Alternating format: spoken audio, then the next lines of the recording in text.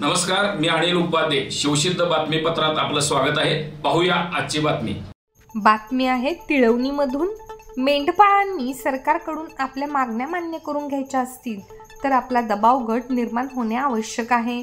त्यासाठी सर्वांनी यशवंत क्रांती संघटनेच्या माध्यमातून संघटित होणे अत्यंत गरजेचे आहे, असे प्रतिपादन यशवंत क्रांती संघटनेचे संस्थापक अध्यक्ष व राज्यपाल नियुक्त सदस्य संजय वाघमोडे यांनी केले.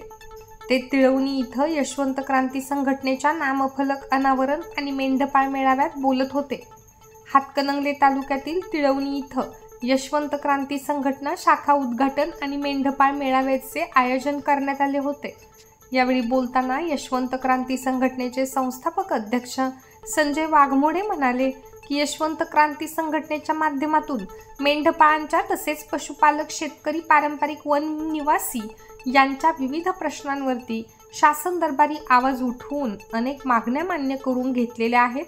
यापुढेही आपल्याला मेंढपाळ व्यवसाय करताना येणाऱ्या अडीअडचणी सोडविण्यासाठी संघटित होऊन लढा दिला तरच शासन सहकार्य करेल.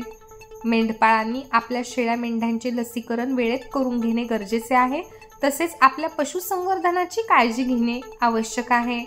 कार्यक्रमास जिल्हा उपाध्यक्ष दादासो गावडे, संघटक पिंटू गावडे, तालुकाध्यक्ष यशवंत वाकसे, भरत नाईक, सरपंच राजेश पाटील, ग्रामपंचायत सदस्य सुकुमार चव्हाण, पोलीस पाटील जगन्नाथ गायकवाड, किसन चव्हाण, रवी ठोंबरे इत्यादी प्रमुख पाहुणे म्हणून उपस्थित होते.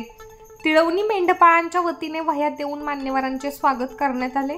यावेळी शाखा अध्यक्षपदी आम्मांना पुजारी, उपाध्यक्ष लिंगाप्पा मसाळे, दत्ता मसाळे, राजू पुजारी, स्वप्नील आकाराम बंडगर, सागर महादेव मसाळे, अजिताप्पा मसाळे, सतीश सहदेव पुजारी, आनंद सिद्धू मसाळे, गोरख रामा मसाळे, सुरेश बाळू मसाळे, म्हाळू बापू मसाळे, लक्ष्मण रामा पुजारी यांच्यासह अनेक कार्यकर्ते उपस्थित होते.